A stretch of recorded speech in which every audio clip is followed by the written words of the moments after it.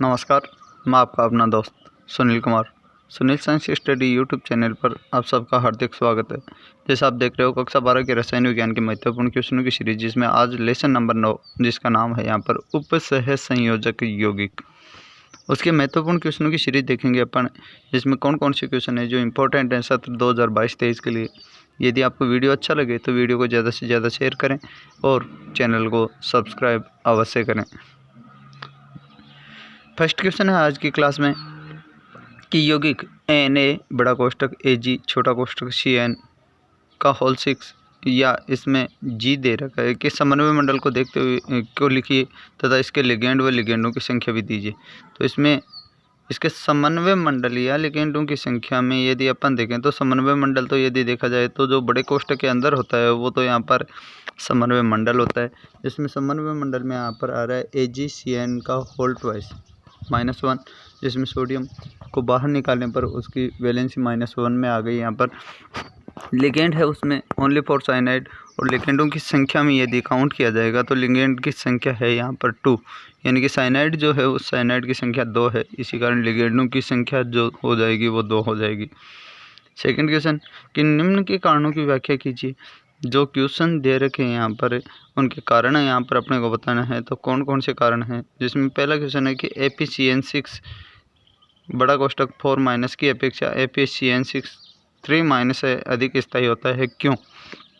तो उसका कारण देखो यहाँ पर कि APCN6 4- में फेरस आयन का इलेक्ट्रॉनिक विन्यास जो होता है वो 3d6 होता है, जबकि APCN6 3- में Ap3+ आयन का 3d5 अर्धपूरित होने के कारण विन्यास होने के कारण यहाँ पर यह अधिक स्थायी होता है, यानी कि D में अर्धपूरित यहाँ पर होता है। अयुग्मित इलेक्ट्रॉनों की संख्या अधिकतम यानी कि 5 है यहाँ पर, इसी कारण ये अधिक स्थायी यहाँ पर माना जाता है। दूसरा क्वेश्चन कि Ti3+ में TiH2O होल 6 3+ से संकुल या जलीय विलयन के संकुल आयन का रंग है वो बैंगनी दिखाई देता है, क्यों?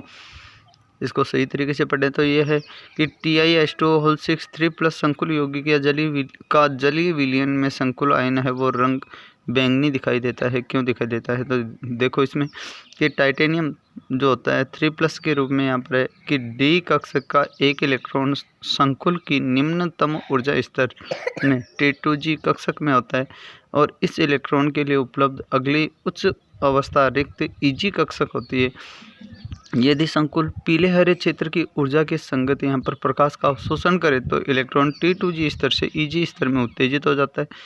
अर्थात शॉर्ट में अपन आंसर दे सकते हैं कि टाइटेनियम में 3 इलेक्ट्रॉन जो होते हैं उसमें से T2G से इलेक्ट्रॉन जो होता है वो Eg कक्षक यानी कि उच्च ऊर्जा स्तर में उत्तेजित हो जाता है। इसी के फलस्वरूप जो संकुल यौगिक है वो अपने को बैंगनी रंग का दिखाई देता है। थर्ड क्वेश्चन है कि संक्रमण तत्व संकुल यौगिक बनाते हैं, उसका 3 कारण दीजिए। तो उसके 3 कारण मुख्य रूप से यदि देखे जाएं तो पहला कारण है धातु आयनों का आकार है वो छोटा होता है। सेकंड कारण है कि धातु आयनों पर उच्च आयनिक आवेश होता है, और थर्ड है कि बंध बनाने के लिए यहाँ पर D कक्षकों की उपलब्धता अधिक होती है, इसी कारण ये संकुल यौगिक बनाते हैं। फोर्थ क्वेश्चन कि प्रत्येक का एक एक उदाहरण दीजिए, जिसमें फर्स्ट क्वेश्चन है कि कार्बन युक्त एक उदासीन लिगेंड यदि देखा जाए तो एथिलीन डाइएमीन या एथेन 1,2 डाइएमीन या कार्बोनिल जो है वो दोनों के दोनों यहाँ पर कार्बन युक्त एक उदासीन लिगेंड यहाँ पर माने जाते हैं, जिसमें एथेन 1,2 डाइएमीन का फॉर्मूला है यहाँ पर CH2NH2 CH2NH2। दूसरा क्वेश्चन है कि नाइट्रोजन युक्त एक धनात्मक लिगेंड। तो नाइट्रोजन युक्त एक धनात्मक लिगेंड है वो NO+ यानी कि नाइट्रोसोनियम है, वो एक धनात्मक लिगेंड पाया जाता है। पांचवा क्वेश्चन है कि निम्न संकुल यौगिकों के IUPAC नाम लिखिए। तो यहाँ पर IUPAC नाम में यदि देखें तो पहला क्वेश्चन है कि पोटेशियम थायोसाइनेटो अर्जेंटम, और सेकंड जो है उसका जो नाम होगा वो oxalato tetra aqua ferrate sulphate second, और उसी के साथ में यहाँ पर सल्फेट होगा। यहाँ पर इस प्रकार इनका नामकरण अपन दे सकते हैं, जो आगे भी दे रखा हुआ है। यहाँ पर आगे क्वेश्चन छठवां क्वेश्चन दे रखा है, इसमें पूरे नामकरण के लिए यहाँ पर अपन टेबल देखेंगे, इसके नियम देखेंगे, नियमों के नियमों के अकॉर्डिंग यहाँ पर नाम देखा जाता है, जिसमें सबसे पहले बड़े कोष्टक से बाहर जब धनायन दिया होता है तो धनायन का नाम सर्वप्रथम, लिगेंड का नाम लिगेंड की संख्या के साथ में लिखा जाता है, फिर यहाँ पर सेंट्रल एटम केंद्रीय धातु परमाणु का नाम, और लास्ट में यहाँ पर बड़े कोष्टक से बाहर यदि कोई ऋणात्मक या ऋण आवेशित कोई तत्व है तो उसका नाम यहाँ पर लिखा जाता है। छठवां क्वेश्चन है कि षट धातुक लिगेंड का एक उदाहरण दीजिए। तो एथिलीन डाइएमीन टेट्रा एसीटेटो जो है वो एक षट धातुक या बहुत धातुक लिगेंड के अंतर्गत यहाँ पर माना जाता है। सातवां क्वेश्चन है ethylene diamine tetra acetate ion अपन ने अभी देखा है। सातवां कि उभय धातुक लिगेंड का एक उदाहरण दीजिए। तो उभय धातुक लिगेंड में यहाँ पर यदि देखा जाए तो NO2 जिसे नाइट्रो बोला जाता है और ONO के रूप में उसे नाइट्राइट कहा जाता है। आठवां क्वेश्चन कि संकुल यौगिक के 3Ap(C2O4) का होल 3 में केंद्रीय धातु परमाणु की ऑक्सीकरण संख्या अथवा उपसहज संयोजन संख्या जो क्या होगी।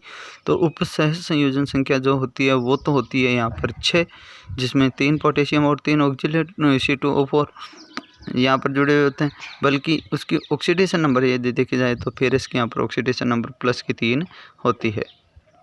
9वां क्वेश्चन कि समकक्ष COCl2EN2 एथेन 1 डाइएमीन तथा फलकीय CONS3 का होल 3 NO2 का होल 3 समायोगी संरचना दीजिए। तो ये दो प्रकार की यहाँ पर जो संरचनाएं बनाता है वो समकक्ष यहाँ पर पहली है, जिसमें CO के साथ में Cl2 2 और एथिलीन डाइएमीन 2 यहाँ पर जुड़े हुए होते हैं।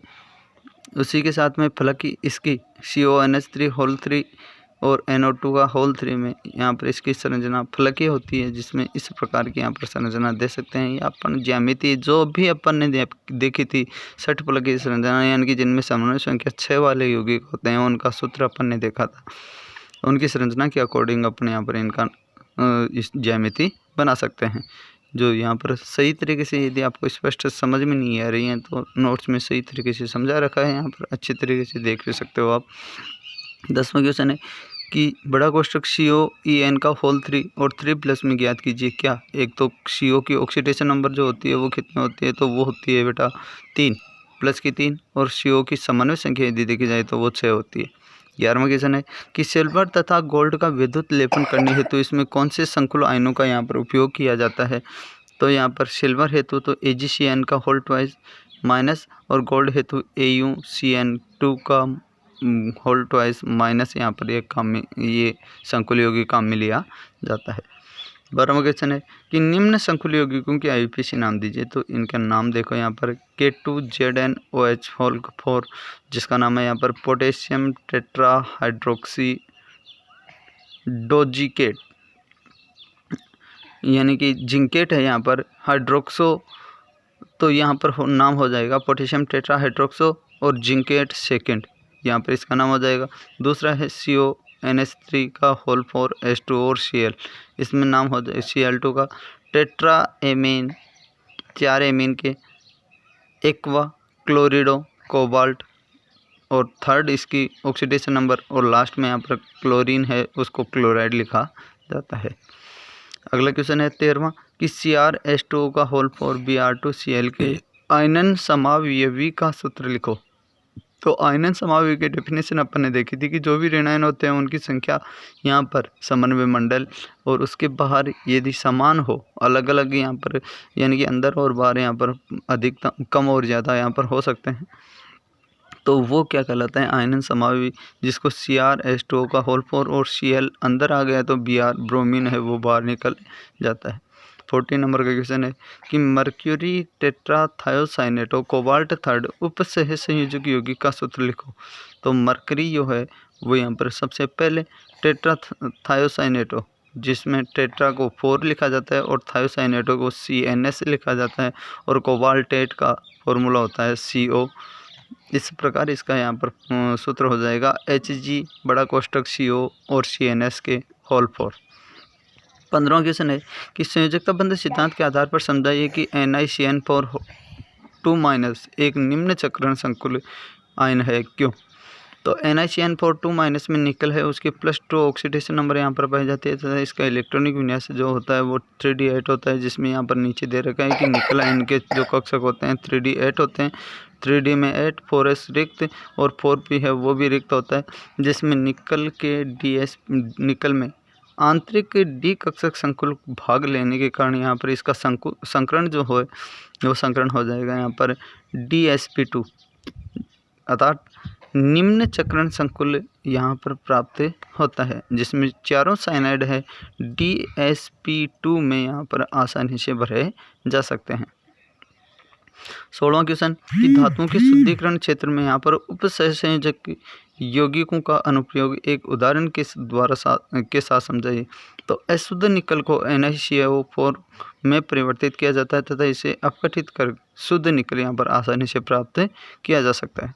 17वां क्वेश्चन कि उपसहसंयोजक यौगिक AgNH3 का होल ट्वाइस और AgCN2 का IUPAC नाम लिखो। तो इसका नाम होगा यहाँ पर डाईएमीन सिल्वर फर्स्ट और डाईसाइनिडो अर्जेंटेट फर्स्ट, यहाँ पर इसका नाम होता है। 18वां क्वेश्चन है द्विलवण एवं संकुल में अंतर समझाते हुए प्रत्येक को एक एक उदाहरण के द्वारा समझाइए। तो द्विलवण जैसे फिटकड़ी का सूत्र यहाँ पर शुद्ध नहीं दे रखा है K2SO4 Al2SO4 का होल ट्वाइस इंटू 24H2, ये द्विलवण के रूप में यहाँ पर दे रखा है KAlSO4 का होल ट्वाइस इंटू 12H2 दे रखा है। इसमें K2SO4 Al2SO4 का होल 3 इंटू 24H2 यहाँ पर जल में ये पाया जाता है, जो पूर्ण रूप से साधारण आयन पोटेशियम, एल्यूमिनियम और सल्फेट में यहाँ पर वियोजित हो जाते हैं, परंतु पोटेशियम K4FeCN6 में उपस्थित FeCN6 4- संकुल आयन फेरस Fe2+ और FCN- आयनों में यहाँ पर वियोजित नहीं होता है। आगे क्वेश्चन दे रखा है 19 नंबर का कि निम्न में से होमोलेप्टिक तथा हेट्रोलेप्टिक संकुल वाले यौगिकों को अलग अलग कीजिए। तो होमोलेप्टिक और हेट्रोलेप्टिक को यहाँ पर अलग अलग कर रखा है, जिसमें 4 एग्जाम्पल दे रखे हैं कि K4FeCN6 जो होता है वो होमोलेप्टिक और K2ZnOH4 है वो भी होमोलेप्टिक होता है। बल्कि हेट्रोलेप्टिक में यदि अपन देखें तो यहाँ पर जिसमें लिगेंडों की संख्या यहाँ पर ज़्यादा पाई जाती है, एक से अधिक पाई जाती है, उसे हेट्रोलेप्टिक संकुल कहते हैं। तो जिसमें 2 एग्जाम्पल दे रखे हैं CONH3 का होल 5 और CO3Cl और दूसरा है PTNH3Cl और NO2, ये दोनों हेट्रोलेप्टिक संकुल के अंतर्गत आते हैं। 20वां क्वेश्चन कि निम्न संकुल का IUPAC नाम लिखो। तो K3FeC2O4 का होल 3 का संकुल का IUPAC नाम यदि देखा जाए तो पोटेशियम डाईऑक्जेलेट तो फेरेट थर्ड यहाँ पर इसका नाम होगा। 21वां क्वेश्चन कि संयोजकता बंध सिद्धांत के आधार पर संकुल COF6 3- की ऑक्सीकरण अवस्था, संकरण, ज्यामिति एवं चुंबकीय प्रकृति को समझाइए।